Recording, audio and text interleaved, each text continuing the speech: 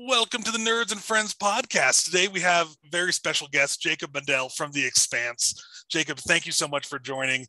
Right as I clicked record, my cats came to say hi. I'll pick them up in a minute to introduce them. But in perfect form, a cat will always show up exactly when you're doing a task. Exactly, and I have my cat mug to match. So this is some green tea.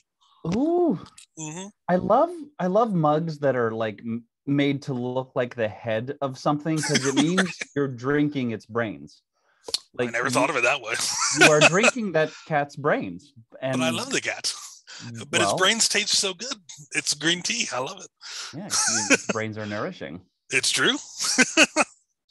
Well, Jacob, I wanted to dive into your acting career. I'm fascinated by, every actor has like a different journey. It's such a wonderful and like creative profession. And so I wanted to hear about yours and then ask you some questions about what it's like to play a character that existed, in a book and then in a screenplay and like the differences there, and kind of wanted to dive in that way. But yeah. That's so nice that you want me to talk about myself. Every actor's career truly is a make your own adventure. Like, I don't know how to do it, just start doing it and something will happen. And I'm trying to come in. I'm trying not to come in hot here because I'm actually at this moment dealing with an audition. I got it last night. It's due on Monday. It's like 9 pages, and I'm like, oh my gosh. I spent all day today reading the script of the movie, and it's a privileged position to be in a place where you are being asked to audition for a movie. But at the same time, I was gonna walk. I am going to walk in the Chicago Pride Fest parade this Sunday with my husband. But I was getting this and talking to my coach about like, when can we shoot this audition, I was thinking, oh my God, I wish I wasn't doing the Pride Fest, but I'm not going to back out of that. And I have to have a life. I can't cancel on my life. But since you asked about my career, I mean, that's currently being someone who now is getting slightly more auditions than I was before. That's the number one thing that I'm struggling with a little bit emotionally. Auditions show up out of nowhere. You probably won't get the part, and you have to dedicate hours and hours of free labor to memorizing and working on and filming, setting up your self-tape thing. If you don't have, if you're not rich enough to have an extra empty room in your house, which who is, right? Can I curse? Are we cursing? This is not a yes. We curse all the time on Nerds and Friends. Well, look, if you're rich enough to have a whole extra fucking room in your house, like, good on you. But like, we don't, we're more privileged than many people, and we have we have like a 2-bedroom condo in Chicago, and one is the master bedroom, and the other bedroom is an office / guest room. Yeah. And if my coach can't have me to record our audition in her self-tape setup, then I'm tearing down the dining room, and I'm turning it into an audition. I'm erecting the green screen, and oh man, and that's just a pain to get the lighting and the setup and everything. Oh my gosh! And like you said though, it's free labor because there's no guarantee of employment, which is really frustrating. Yeah, an audition is 100% free labor. It's it doesn't happen as much it's not as bad in live theater, like when you audition for like a theater play. Oh yeah. But sometimes I got this. I'm a little bitter about it, and I need to choose to let it go. But I did. They said, here are 5 scenes. Please memorize, work them all. The audition is in a week. I did it. I parked myself in Starbucks for multiple hours for 5 days in a row. Yeah, 5 scenes. That's a lot. Got a call back, and then they said, okay, we're not sure which scene we're going to do at the callback, but just have all 5 of them ready. And I thought you can't, you don't deserve that from me. You don't deserve that unpaid labor from me. And a play, like if you're auditioning for film and TV, like Film and TV money is like so juicy, like even at its lowest tiers, if you're just doing a one-line guest star for a day, that could be a $1,000 day. Right. And if the parts get bigger and bigger, of course, the money gets better. So if you're thinking like, if for film and TV, the motivation is like, I could make a lot of money for my life and I could pay off my mom's car. I could do all this stuff. Yeah. But if it's theater, it's thrilling. Theater is fun, but everyone knows that the money in theater is not like TV. So when they say, okay, so keep all 5 of these scenes ready for the callback, I'm like, you don't have that kind of leverage. And then I did it anyway because I didn't want to piss off my agent. But it's I feel like I got triggered. I'm sorry. No, I you're unloaded good. all of that on That's you. crazy inconsiderate of them to give you 5 scenes and be like, we'll pick one later. Like, that's ridiculous. Like, that's do all of them. I've taken acting classes and I'm bad at it. And memorizing is so hard that when you said 9 pages for an audition and then 5 scenes, I was like, oh my goodness. Like, I can't imagine. Look, the other end of it is that, like, basically the people that are sending this to me are casting directors. Like, casting directors represent the theater companies or the TV shows. The TV shows or the theater companies hire a casting director, and the casting director is the one assembling these auditions, and the casting director connects with my reps, my agent, and casting people are put under an immense amount of pressure too. Like, if you're a casting director on a TV show, you're under so much pressure that you're also just trying to keep up. So I'm not trying to say that casting people are bad people, because they're up against it too, and they're working stiffs like me, probably not making a ton of money, but it's sometimes they pass the buck on to me, and I will do it because I can't complain. But it's That's frustrating though. Yeah, absolutely. Oh, anyway, that's it. How are you? I'm doing great. But no, this is fascinating to see into that process. And I wanted to hear more about, like, when you brought the character of Eric to life, which, as someone who read the books beforehand and then watched the show, like, you nailed it and it was wonderful. And I wanted to ask, like, what your process was, because I assume that there was differences in the screenplay based on how the character was written. I mean, they were pretty similar based on the books and the screenplay, but what was kind of your process like tackling that character in that role? That's very sweet of you, and I appreciate you for saying that. It was the biggest role I'd ever done on television before. I was frankly learning what it's like to be on set, to be on a TV show, and drilling my lines. Whenever I had a 3 or 4 sentence line in a scene coming up, I'd be in a corner somewhere in the studio set, just like saying it a million times over, just so it was at home in my mouth. This is a problem that a lot of theater actors have stepping onto TV. Is in the theater, you have to project very, very loudly. You have to fill the space. And that first scene that Eric's in episode 2 of season 5, when he's in that office, that was the first one I ever shot with them. And that was the director, Breck Eisner, Wes Chatham. They were so nice. They knew they were working with a noob, and they were so nice, but there was always that, like, bring it down. You don't have to yell.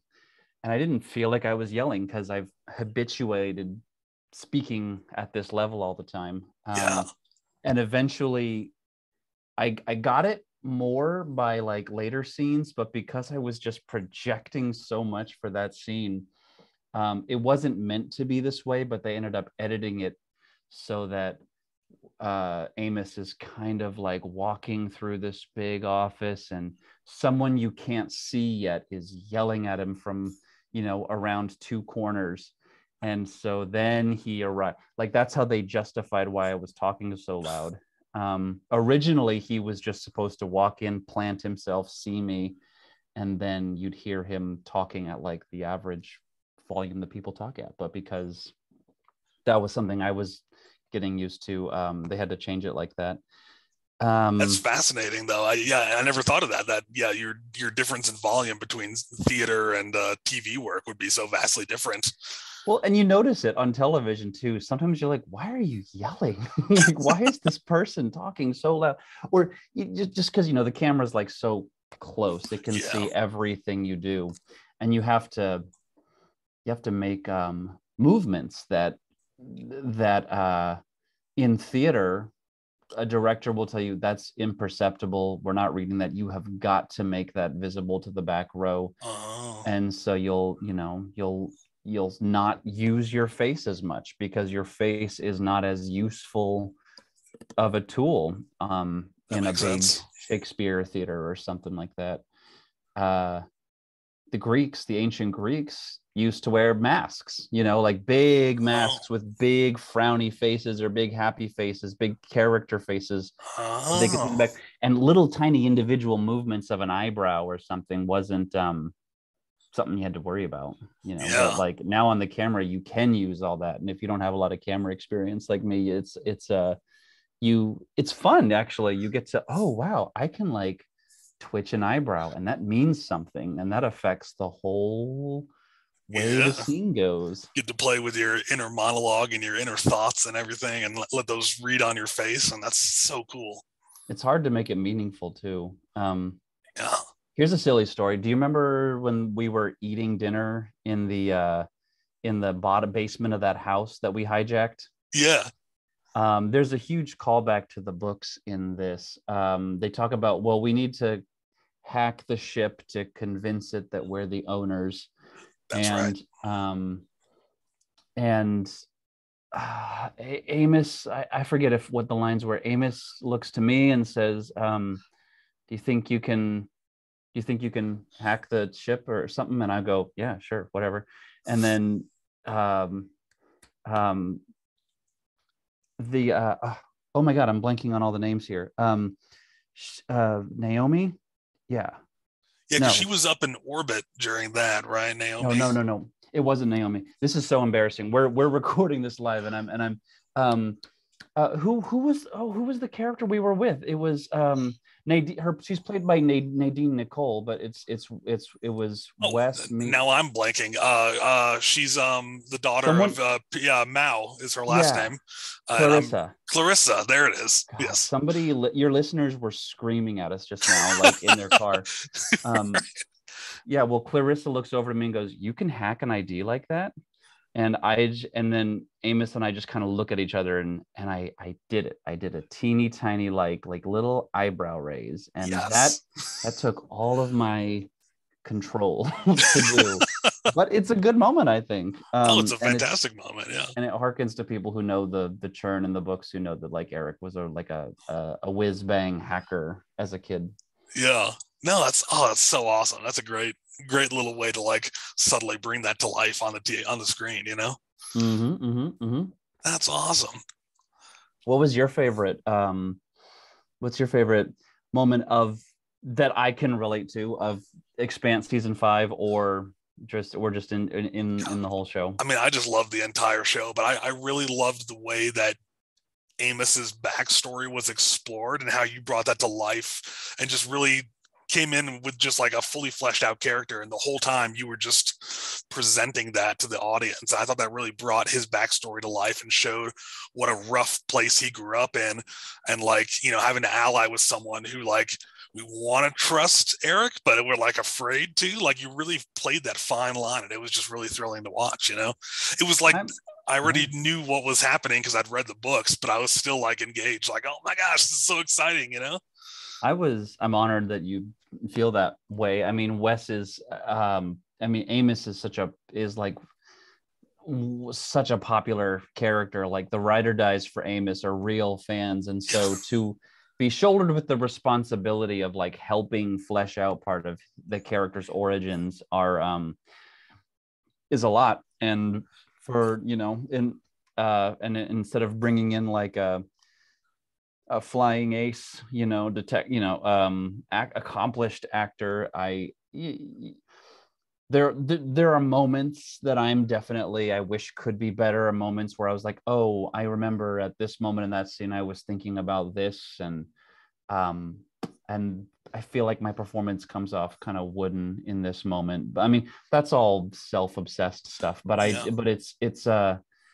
it was an amazing learning experience. I'm glad the feedback has been decent, and I had a lot of fun, and I learned. I can't wait to make another character, and it was helpful. I had everything going for me in this case, just because you're right, he was a fully fleshed out character. He already had like source material and all these books, Yeah. and everyone was nice. Everyone wanted me to succeed. It was such a friendly set. There were no, you know, I actually only really interacted with Wes and Nadine because I didn't, because this was the season where everyone was doing their separate stories, Right. I didn't see I didn't see any of the other main cast Yeah. except at the awesome cast party at the end of the season. Oh, that's awesome. Yeah. But yeah, no, that's got to be like fascinating to be segmented, but when this story splits off like that, and so you're dealing with just a very small group of people, I assume it's a very good, experience to be working with a small team to accomplish a goal and everything. But I wanted to kind of circle back to what you were saying about like analyzing your own performance, like, because again, I think I speak for everyone who's like, we loved you on The Expanse, but like, how do you handle when you look back at your own performance and you're like, oh, I know what I was thinking in that moment, and like you kind of see what other people don't see? Like, how do you deal with that? Looking at your own performances. I'm really surprised how dead my face is sometimes, and I would really love to animate my face more. Like when I'm looking out over the city of Baltimore being flooded, Yeah. and I'm like, I saw when the rocks hit. I came up here to watch. Shockwaves leveled most of the high rises. Blah blah blah. Yeah. And I think first off, environmental distraction. It was two things. One, it was colder than a well digger's butt, like up there. It was freezing, and they had to do some color correction on my ears because they were so pink. Oh no. um and that coat that they gave me was like a skinny little leather coat. Anyway, so It looked badass, but yeah, that's all that matters, didn't baby. provide one's much worth, as it seems like. Well, it was so cold. Oh my God. Yeah. And so that was distracting. That was one thing that was going through my head. It's like, well, if you're doing shows like this, so many shows shoot in Toronto these days, you're gonna have to, and it's actually very common, I found out, they put you in a winter or a fall scene, and it turns out it doesn't look as cold in that scene as it actually is on the time of day. Like they might be shooting an early fall day in the dead of winter when there's no snow, and that apparently that happens a lot. There's lots of just actors up there lying about how frigid they really are. The second thing was they animated that beautiful skyline of Baltimore being sunken underwater. Right. That scene when I was staring out over Baltimore, we were actually at a hospital school in Toronto, and I was looking at a really, really serene, calm little pond of ducks. That's That's what I was amazing. actually seeing. And yeah, like I guess I knew that was like a really important monologue to this character, or that was an opportunity to give a window into this character's sadness and the breaking point that Eric was facing. And I wish I had done that scene better. I think my face is, I feel kind of wooden and staccato in all that. And it's maybe because of all the pressure I was putting on myself to deliver this somber, important monologue. And maybe I'm being my own worst critic, but what the final result is not what I thought I was doing in my head, but maybe what I was doing in my head was just way too focused on controlling the performance instead of putting myself in the right mental condition and just delivering, the lines truthfully. Yeah. No, people don't realize how much of an art form it is to really like be in your character's thoughts. Like, it's so difficult. But for me, I just saw with that scene a character watching his whole world just be shifted upside down, and then kind of his resolve of being like, all right, I'm going to adapt and survive through this. And so I thought that was really compelling and really cool. So that's kind of how it came off to me, you know? Thanks, man. Appreciate that. Yeah. I am glad that in the books, in that moment, Eric breaks down sobbing, crying. That's right. Yeah. And when I heard that, I was listening to book 5 on audio tape before I flew out to Toronto, and I was walking through a grocery store in Chicago. And when they got to that scene, they talked about Eric breaking down sobbing. I was like, oh no, I am not an expert sobber. And I would have committed. We would have seen what would have happened, but I'm happy that they wrote out me sobbing my ass, probably because my tears would have frozen to my face on that hospital roof.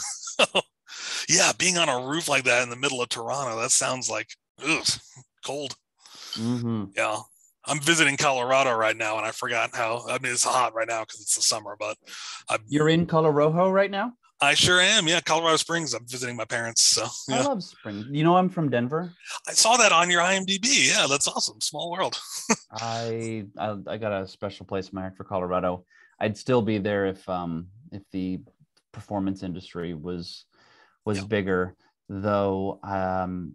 They're building stuff. They're building studios and stuff out there. It's possible.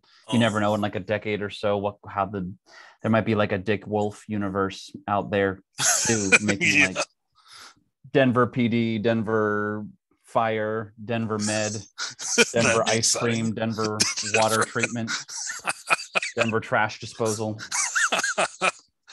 Hey, you'd have a nice mountain backdrop for those stories. Yeah. Have you ever watched any of the Dick Wolf shows, like Chicago Med or Chicago Fire or something? No, I just like when John Mulaney makes fun of them on his stand-up comedy, you know. I have to watch them just every now and then just to stay up to date with, because I get called out to do I've never been on any of the Dick Wolf shows, but I get called to audition for what's called squish roles. So when you have like fire, police, hospital shows, yeah, the squish roles are like man impaled with like beam, woman trapped under car, like they're squished. It's called the squish role, and your job is basically to pretend to be dying. And wow. they need new people to be the squish roles every episode. And I've gone out to be several squish roles for Med. I've never gotten cast. I've auditioned for a meth head for Chicago Fire 3 times. And wow. I didn't want it before, but now it's kind of a matter of principle. Like, it's sort of on my bucket list. I have to be a meth head on Chicago Fire. I'm looking forward to when that becomes a reality. I'll watch that episode. So much. Yes. That's fun. Yeah. So those shows are a big source of employment for Chicago actors. That makes sense. Yeah. Yeah, I have a buddy who I met in California who I think he's been a squish role before. Like, now that I'm seeing the term, I'm like, that's perfect. And he just recently got cast in the new She-Hulk show, so I was really happy for him to hear about that. So in a small supporting role. So that's cool. Yeah, acting is just fascinating. It's a fascinating industry, and I think people don't appreciate how much work and nuance and like concentration and effort goes into it, because it's just, again, as my own taking acting classes and seeing how not naturally it comes to me, I'm like, this is like such a hard thing to do. And so to make it look effortless on camera and have it be seamless and not suspend disbelief of the audience, it's just a really wonderful art. And I just think it's really cool, you know? It's lovely to do, but 90% of being an actor is not acting. It's trying to be an actor. And yeah. I haven't quit yet. I've seen some friends, like, you know, when everyone you go to college with for acting graduates with our BFAs, everyone's bright-eyed and bushy-tailed. We've got our little satchel full of monologues, and we go out into the world. And then it's not, it's a little bit sad, but it's also funny, you know. Then it's just kind of a waiting game, because after 1 year, a couple people drop off and they come to their senses and they do something else that values them more. And then the 5 years, you see who's stuck with it, who's still in the game. And I've seen, you know, friends drop out, and this is not this is I'm still in the game, and I think that I'm losing, because they have found careers, partners, life paths that treat them better, that build them better retirement accounts, that like respect them, value their time more. And I'm still here. I don't see myself quitting anytime soon. I'm getting married in September. We'll see. Oh, congrats. Thank you, friend. We'll see if I stay in the game when a child enters the conversation. Yeah, that's a big variable there. But I'm still here, and 90% of what I do is not acting, but it's so much fun when you do get the chance. Right. And that's where a lot of people that I talk to, like that 10% where you do get to act, it's so rewarding that it's worth all the other stuff you got to put up with. That sounds really cumbersome and frustrating, you know, but as a fan, I hope you stick with it, because you're fantastic. So thank you so much. If anyone out there is, you know, interested or also struggling with performance, I will say that I think the reason why it's so hard is because you need to constantly ask other people for permission to make art. I mean, right. A painter, even if a painter doesn't make any money, a painter still needs someone to buy his painting, but even a painter could, and I don't know if hashtag, if there's any painters listening, come correct me. I'm just making a metaphor here, but like other artists can still do what they do without asking other people for permission to do it. But since an actor needs people to agree to be quiet and watch them for a minute, like, you know, there's casting directors, there's all this consent involved, and people deciding if you're good enough to invest resources and putting a spotlight on you.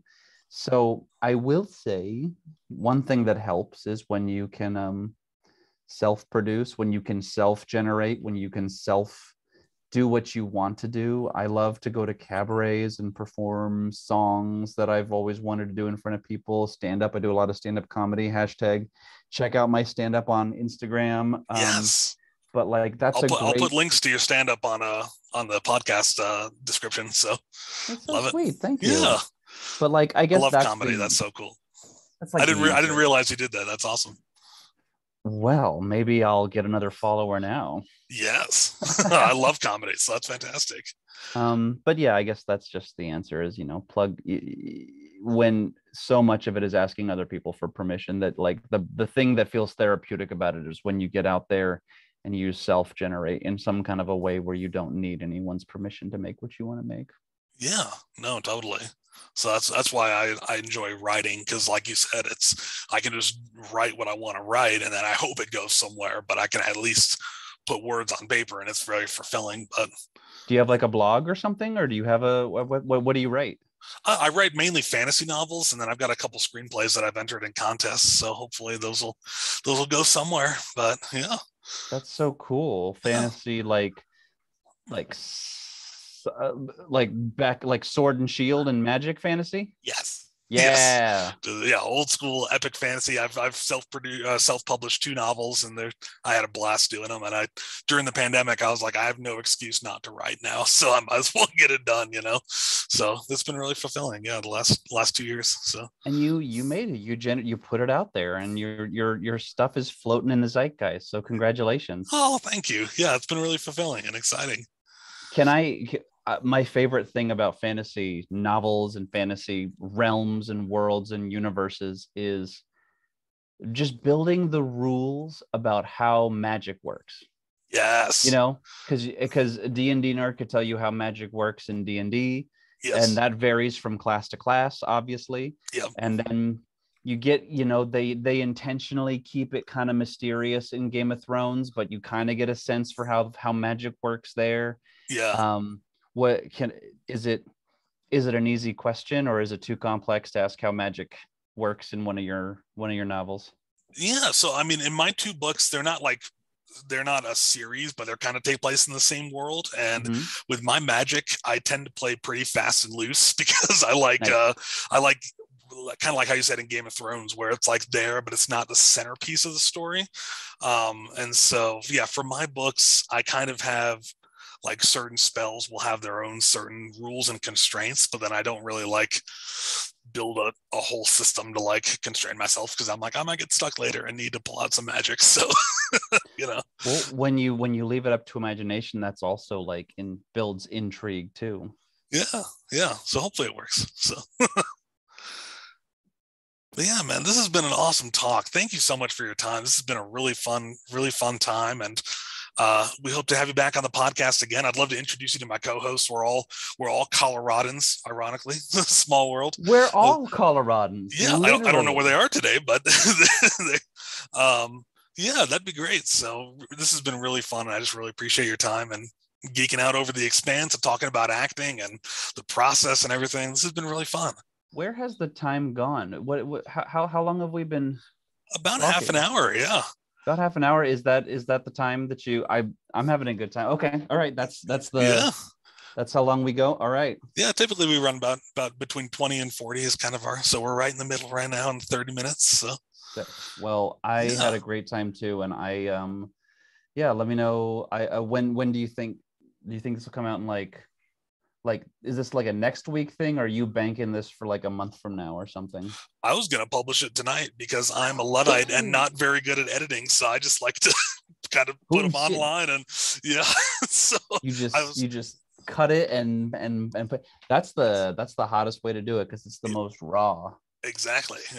So, and people are like, that's a bold choice. And I'm like, let's pretend it's not because I'm bad with technology. So, well, I expected this to be fun, but it was more fun than I thought. You're a true gem. You're a treat. You're a lovely person. I bet your other co-hosts are just as nice, and I'd love to meet them sometime. So, well, thank you very much. Can I plug my socials and stuff real quick? Absolutely. And we'll put them in the description as well because we put this out on YouTube, Spotify, Amazon Audible, iHeartRadio, and Apple Podcasts. Oh, that's so sick. Yeah. Well, I'm trying to bump my my Instagram right now. I just finished a series of stand-up comedy videos. Yes. They're not that long, people. They're only like 2 minutes.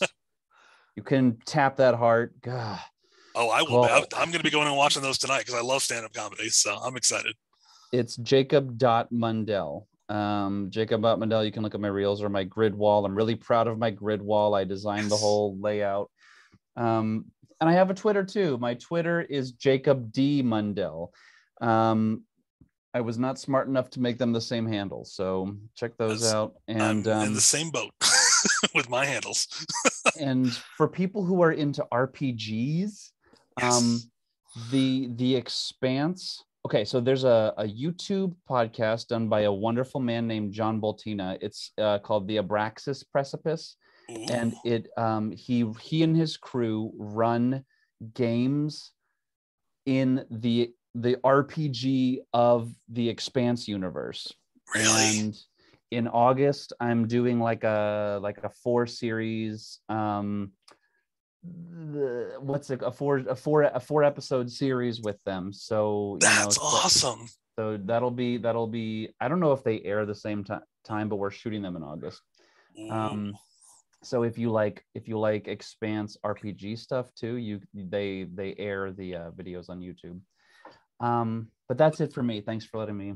Of course. No, I'm going to be sharing those and watching them because I love RPGs and I love The Expanse and you're fantastic. So I want to support you. And our listeners also love RPGs and The Expanse. So I'm sure we'll be spreading that around because that sounds really cool. And what you said, the Abraxas Precipice, that's like the coolest title ever.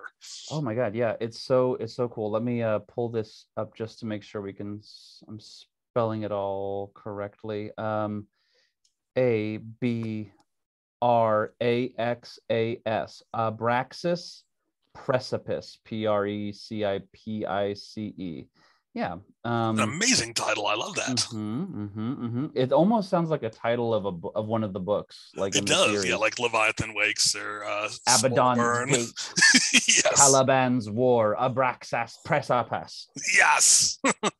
Just these epic like names that like you'd have to like Google what they mean, but they sound epic, you know? Oh my God. They sound like a Shakespeare play or something. Yeah. Yeah.